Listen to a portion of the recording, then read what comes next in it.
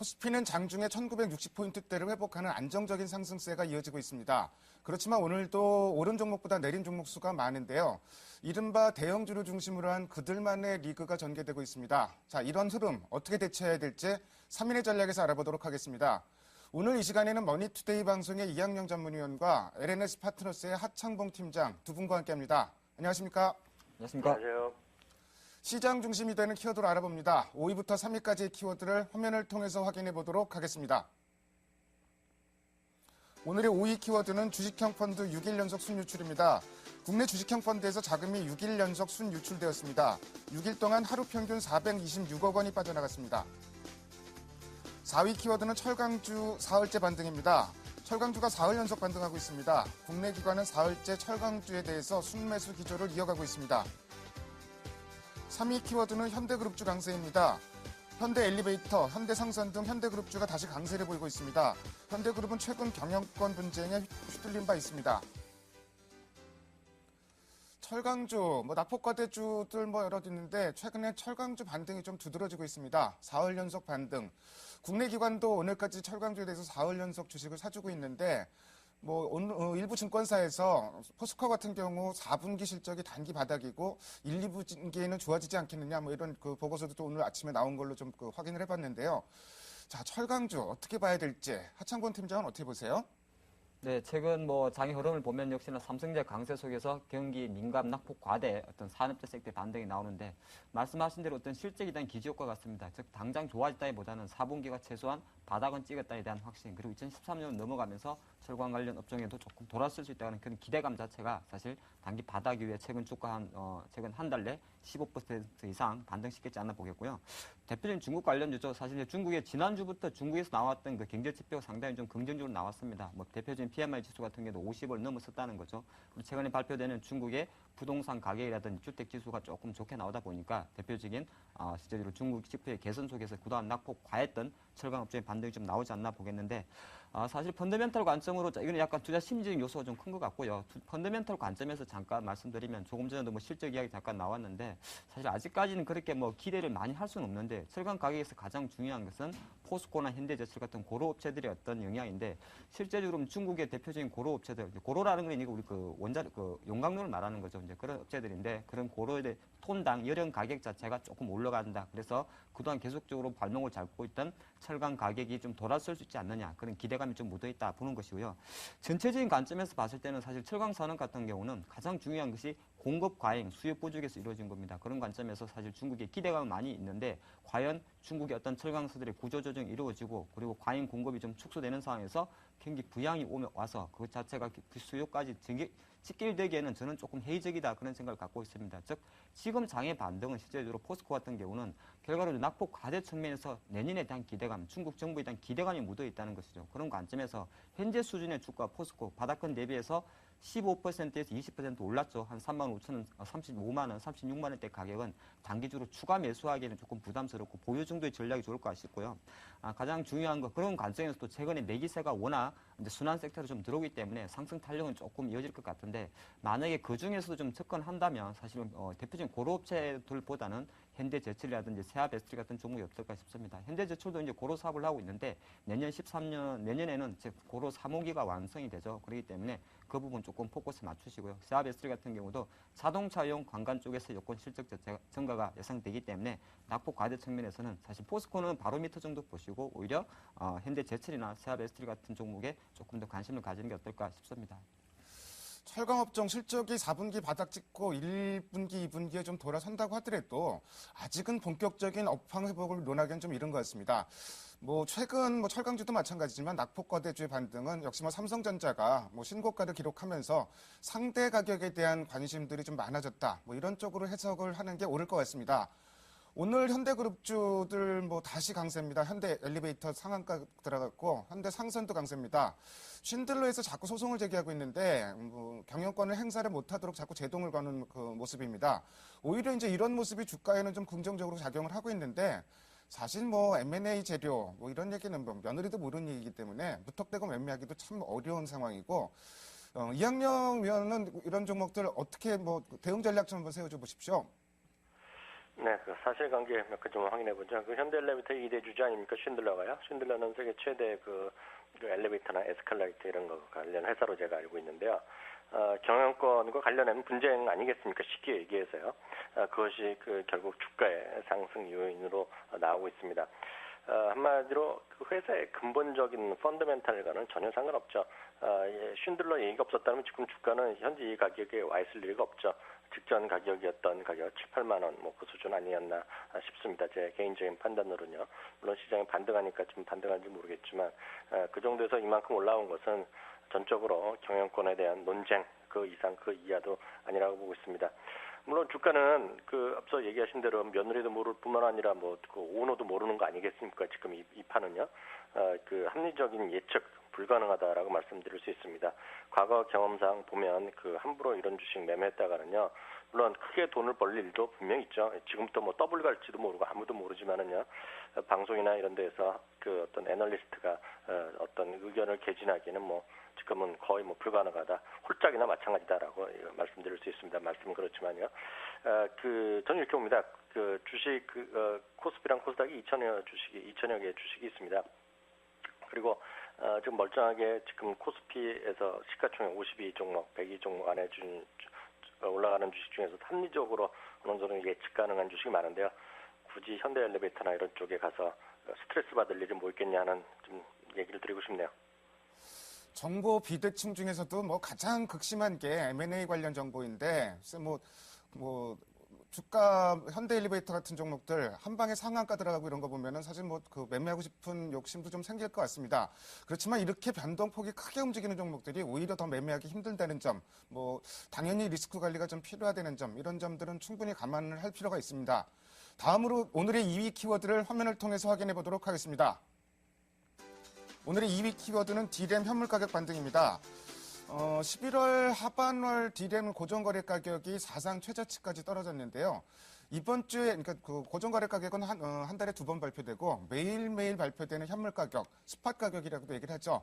이번 주 들어서만 지금 12%가 급등을 했습니다. 그러다 보니 SK 하이닉스, 사실 뭐 반도체 가격 떨어진다는 얘기 때문에 조정도 받았었는데 다시 좀 세게 좀 올라오고 있습니다. 하창봉 팀장은 어떻게 보세요?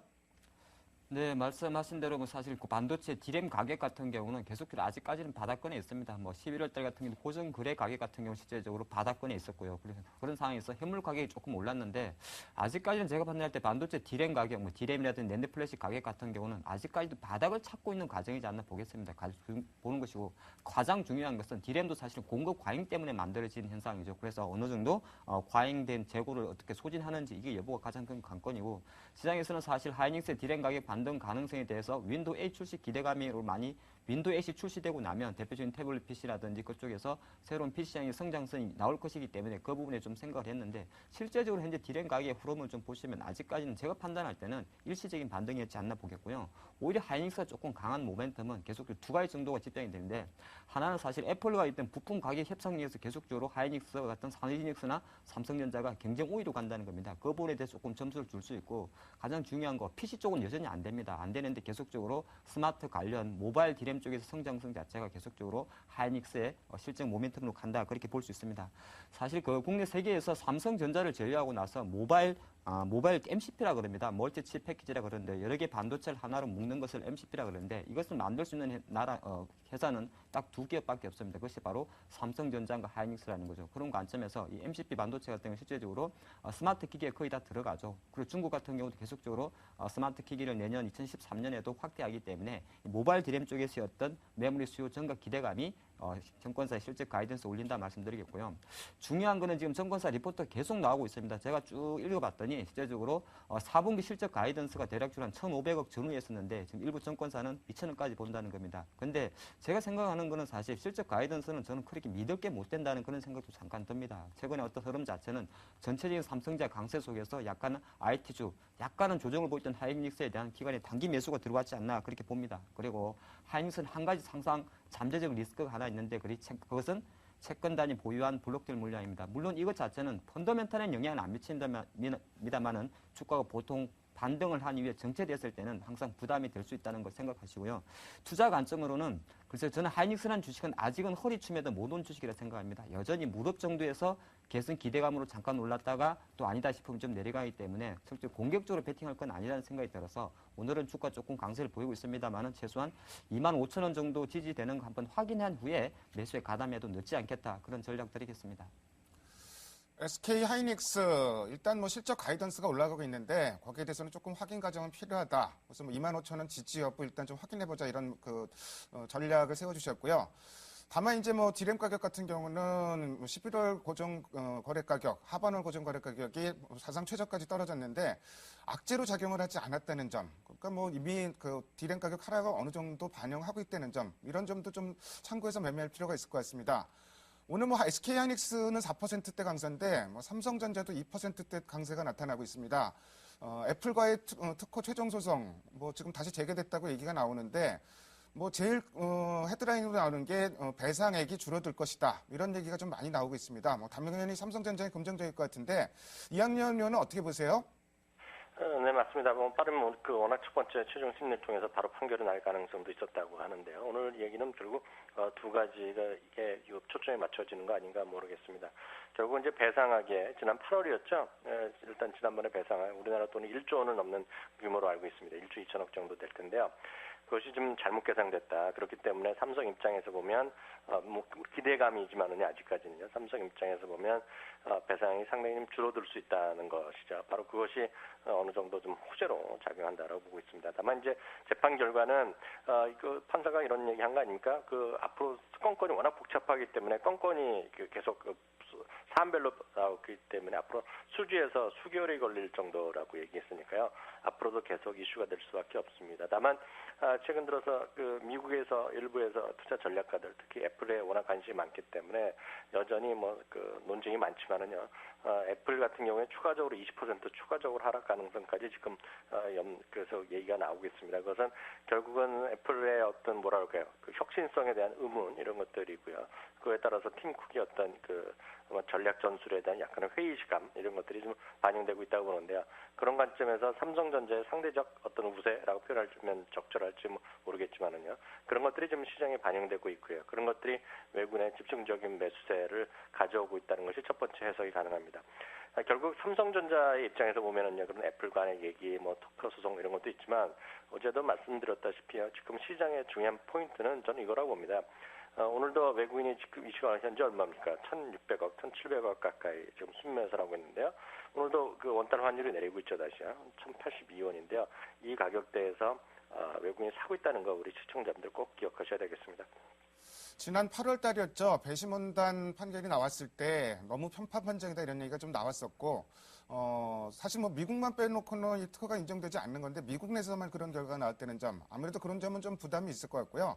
뭐 배상액 줄어들 가능성이 높다는 점 당연히 뭐 삼성전자의 불확실성을 또 낮춰주는 부분이다. 뭐 여러 가지로 뭐 삼성전자는 지금 시장의 중심 종목인데 뭐 추가 상승에 대한 기대감이 점점 높아지고 있는 것 같습니다. 다음으로 오늘의 1위 키워드를 화면을 통해서 확인해 보도록 하겠습니다. 오늘의 1위 키워드는 순환매입니다. 오늘 자동차 주식 주가가 좀 쉽니다. 그래서 대형 IT주 올라오고 또 낙폭과대주 쪽으로도 매기가 매기가 확산되는 게 아니라 계속 좀 순환하는 모습을 좀 보여주고 있는데 자, 이런 흐름이 앞으로도 이어질 것인지 그렇다면 어떤 섹터에 관심을 미리 좀 땡겨서 좀 둬봐야 될지 하창봉 팀장이 전략 좀 세워주세요. 네, 생각하신 대로 말씀하신 대로 삼성전자 이제 150만 원에서 2,000원 모자라게 올라오고 있는데 현대차까지 갖추면 좋겠습니다만 현대차는 또 밀리고 있고 화학이라든 철강 건설 쪽에서 순환이 좀 들어오고 있습니다. 사실 이 시장이 진짜 강한 장이라면 이렇게 순환이 오르지 않고 골고루 다 같이 오르는데 역시나 강하면서 강하지 않고 또 약하면서 약하지 않는 상당히 리스크와 긍정적 희대감을 같이 갖고 있기 때문에 삼성전자라는 하나의 대장주를 머리에 두고 순환 섹터가 반등을 했다가 밀리는 그런 흐름이 계속 나오는데 이 흐름 자체는 것을 지수 전체적으로 봤을 때는 아무래도 2,000포인트라는 어떤 조건 희망적 포인트 가기 전까지는 계속 갈 것이다 보는 것이고요. 물론 이미 시장에는 미국의 재정절벽 이슈 같은 경우는 이미 긍정적으로 많이 묻어있기 때문에 이미 시장에서 추가 반등에 대한 모멘텀이 필요한데 그 바로 모멘텀은 다음 주에 열리는 중국의 경제공작회의에서 조금 더 가시적인 경기 부양책이 나올까에 대한 기대감이 좀 묻어있다 그렇게 봅니다. 그래서 전체적인 흐름에서는 지금 계속적으로 약간 민감주의 단기적인 순환 반등은 좀 나올 것 같고요. 시장 측면에서 잠깐 보면은 가장 중요한 거는 지금 왜 이런 흐름이 나오냐면 외국인이 삼성전자라든지 대형주 사고 있는 것도 맞습니다만 선물 시장에서 계속적으로 1930포인트 이상에서 큰 역할을 하고 있습니다. 오늘도 보면은 강한 매수라면서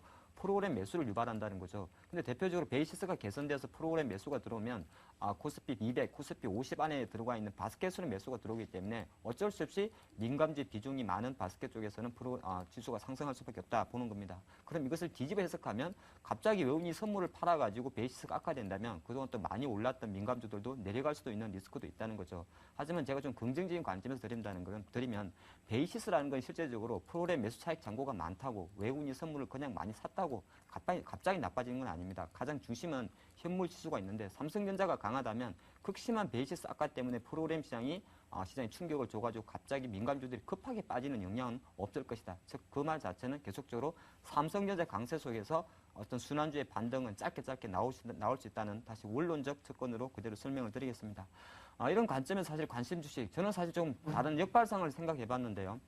오히려 지금 최근에 중소형주가 빠지는 걸 보면은 너무 심하다는 생각이 좀 듭니다. 사실 뭐 유희주 같은 거는 조금 공감을 합니다. 게임주나 엔터주. 근데 어제 오늘 같이 나오는 주식들을 보면 중국 관련 소비주도 많이 빠진다는 겁니다. 화장품이라든지 카지노, 헬스케어도 마찬가지인데요. 여기에 조금 잘못된 시장의 역설이 있는 것이 중국 정부가 경기 부양한다는 것이 갑자기 예전처럼 10% 성장하려고 철도 짓고 공장 짓는 게 아니라 결과적으로 내수 부양인데 시장은 지금 거꾸로 핑계를 화학이나 철강 쪽으로 많이 베팅을 시키면서 중소형주 내리고 있다는 겁니다. 그럼 이 관점에서 봤을 때 지금 조정을 보이고 있는 화장품이나 카지노주에 대해서는 거의 관심을 가지시고요. 대신 투자 전략은 조금 제가 디테일하게 설명드리는데 지금 중요한 건 수급 우위 때문에 화장품이나 카지노가 많이 빠집니다. 대표적인 중국 소비주들이. 그래서 이런 것들은 가격 접근을 통한 매수, 즉 가격을 보면서 지금 바로 사는 전략보다는 시간입니다. 즉 이번 주에 한번 사고 또 한 주 후반 정도 이렇게 때를 나눠서 사는 전략이 어떨까 싶은데 일단 낙폭 과대 중국 소비 중소형주는 오히려 약간 여유를 두고 관심을 가져도 된다 말씀드리겠습니다. 전체적으로 시기적으로 또 연말입니다. 그래서 대형주 중심의 이런 순환매 흐름, 당분간 이어질 가능성이 상당히 좀 높아 보이는데요. 오히려 역발상으로 실적은 되는데 지금 수급이라든지 분위기에 묻혀서 같이 빠졌던 카지노라든지 화장품, 분할해서 조금씩 매수에 들어가 보자 이런 그 전략도 주셨습니다. 자, 오늘 밤에 드디어 이제 미국의 고용 지표가 발표됩니다. 그리고 일요일 날에는 중국의 이제 경제 지표들 집중적으로 발표되는 것 같고 다음 주에는 또 연준회의가 예정이 되어 있습니다. 여러 가지 일정들 많은 것 같은데 이학영 의원이 일정 좀 체크해 주시고 전략도 좀 세워 주십시오. 네, 가장 이번 주에 중요했던 것은 결국 이제 미국에서 금요일 날 발표되는 그 고용 보고서가 되겠는데요. 자주 말씀드렸기 때문에 재확인만 몇 가지 해드리겠습니다. 8, 9만 건 정도가 신규 일자리가 늘어날 것으로 업계에서 보고 있는데요. 전문가들이 보고 있는데 그것만 나와도 선방이라는 생각 갖고 있습니다. 7만 개 이하가 나면 좀 상당히 좀 충격적일 거고요. 어느 정도 시장에 미국에서 금요일날 시장에서 반영이 될 가능성이 큽니다. 다만 5만 개까지 예측한 곳이 바클레이즈인데요. 그렇게까지 되면 정말 어느 정도 좀 충격적인 것은 불가피하겠죠. 다만 8, 9만 건 정도에서 나오지 않을 겁니다. 실업률 자체는 7.9다, 8.0이다 하는데요. 큰 의미 자체는 없을 것 같습니다. 다음은 이제 가장 중요한 것이 역시 FOMC 회의인데요. 11일과 12일 날 열립니다. 그리고 이번에는 이제 끝나고 나서 이제 컨퍼런스도 있는데요. 버냉키 의장이 연설도 있는데 결국 포인트는 이거 아니겠습니까? 그저께도 말씀드린 것 같은데요. 9월 달에 이미 오퍼레이션 트위스트가 종료되는 시점에서 모든 것을 재검토하는 걸 발표하겠다 그랬으니까 많은 시장에서는 이제 채권 매입율 확대, 4차 양적 완화라든가 3차 양적 완화의 확대라든가 어떻게 표현할지에 관해서는 상관없지만 그런 것이 뭔가 좀 나올 것이라는 기대감을 갖고 있습니다. 나올지 안 나올지는 모르겠지만은요. 일부에서 이런 얘기도 합니다. 자꾸 FOMC에서 자꾸 정부 이런 걸 잘해주려고 하고 있는데요. 계속 압박을 계속하고 있는 거 아닙니까? 버냉키 의장이요. 그렇기 때문에 어떤 조치가 있더라도요. 이번 연말까지 봐서 재정 절벽이 해결되는 걸 보고 나서 양적 완화를 하건 뭐라건 간에 나오지 않겠냐는 시각도 있으니까요. 제가 봤을 때는 5대5 정도라고 봅니다. 지금 시장에 좀 긍정적이게 나올 건지 아무것도 안 나올지요. 여하튼 시장에서는 모르겠습니다. 저는 중립적으로 보고 싶고요. 어찌됐건 그런 요인들보다 중국의 무슨 경제 지표 그 모든 것보다는 결국은 모든 것의 이슈는 재정 절벽이라고 보고 있고요. 지금은 미국에서 입장은 50% 정도 국민은 잘 해결될 거라고 보고 있습니다. 나머지 50% 정도는 쉽지 않을 거라는 얘기를 하고 있는데요. 문제는 뭐냐면 이런 심리 잘 될 것 같다고 생각하는 사람들조차도 소비를 안 늘리고 있다는 거죠. 그것이 오히려 더 소비도 안 늘리고 주식 투자도 안 하고 그럼 지금 누가 거래하느냐? 계속 말씀드렸다시피 장기 투자가 아니라요. 전적으로 트레이더만 난무하기 때문에요. 전 전적으로 역설적으로 이런 말씀드리고 싶습니다. 최근 주가가 미국 시장에서 주가가 크게 움직이고 내리는 것 자체가 큰 의미 자체가 없을 수 있다. 그렇기 때문에 그것 때문에 너무 민감하게 볼 필요 자체가 어전 없다고 생각하고 있고요. 다음은 우리나라 시장에 대한 대응 전략 간단히 한번 생각해 볼까 합니다. 1950선이 어저께 찍고 오늘 좀 다시 올라가는 모습 보이고 있는데요. 주식을 좀 더 사도 된다는 생각 갖고 있습니다. 다만 리스크 관리선은 올리면 되겠죠. 1870선을 지지선을 봤는데요. 1900으로 올리겠고요. 그때까지 이제 60에서 70%를 권해드렸는데요. 70에서 80% 올리자는 생각 갖고 있습니다. 문제는 어제도 말씀드렸고요. 기회가 될 때마다 말씀드리지만 주식 비중을 늘리는 건 말은 쉽죠. 뭘 더 사겠냐는 것인데요. 정말 주의하실 것은 지금 엄청 떨어지고 있는 것들, 코스닥이 됐건, 중소형주가 됐건, 심지어는 대한항공이 됐건, 뭐든지 다 마찬가지인데 이런 것들을 지금 사시면 안 된다는 생각 갖고 있습니다. 뭘 사느냐? 저는 전적으로 삼성전자랑 현대차를 제일 먼저 사야 된다는 생각 갖고 있습니다. 당연히 1순위라고 생각하고 있고요. 두 번째는 이제 낙폭과대 경기 민감 대형주들 있지 않습니까? 흔히 얘기해서 철강, 조선, 화학, 건설 이런 것들이요. 이런 것들 중에서 가장 그나마 합리적인 것은 좀 화학주라고 봅니다. 왜냐하면 화학주는 그나마 실적이 좋을 겁니다. 4분기에요. 그리고 내년도에 대한 기대감이 좀 살아있는 것이 현실적으로 좀 맞습니다. 그렇기 때문에 화학주 정도는 일단 그중에 우선순위를 보지만 다른 것도 큰 상관없습니다. 화학, 철강 다 마찬가지겠는데요. 그 안에서는 탑픽을 정하셔야 됩니다. 제 판단으로는 화학에서는 호남석이고요. 조선 쪽에서 현대나 삼성 그 정도 되겠는데 큰 의미는 없습니다. 그리고 철강 쪽에서 본다 그러면 앞서 얘기도 하셨지만 저는 그중에서 딱 찍으라 그러면 좀 포스코는 절대 추천 안 하고요. 현대 하이스쿨을 말씀드리겠고요. 건설 쪽에서는 삼성 엔지니어링 정도가 그나마 할 말이 좀 있을 거라는 생각 갖고 있습니다. 세 번째는 중소형주나 코스닥인데요. 좀 코스닥 그런 거 지금 사시면 안 된다는 생각을 단적으로 드릴 수 있습니다. 그것은 왜냐하면 그 중에서 멀쩡하게 정말 좋은 회사 많이 있습니다. 분명히 있고요. 실적도 좋고 정말 성장성도 있고 다 갖춘 것도 있겠지만 그들 주식이 단점이 하나 있습니다. 뭐냐면 지금 시장에서 외면받고 있다는 것이고요. 주체 세력들한테 외면을 받고 있다는 것이고요. 또 하나는 더 중요한 것은 최근에 3분기에 워낙 많이 올랐습니다. 그것이 지금 시장에서 재미없는 단적인 이유라고 말씀드릴 수 있습니다. 돌발적인 변수들이 없다 그러면은 그런 부분은 우리가 예측할 수 없는 부분이기도 하고요. 역시 삼성전자가 앞서가고 거기에 따라서 이제 상대 가격에 대한 관심, 그래서 낙폭과대주 이런 쪽으로 좀 매기가 순환하는 흐름, 당분간 이어질 가능성이 좀 높을 것 같습니다. 지금까지 5가지 키워드를 통해서 오늘 시장의 흐름을 살펴봤습니다. 두 분 말씀 잘 들었습니다. 감사합니다. 감사합니다.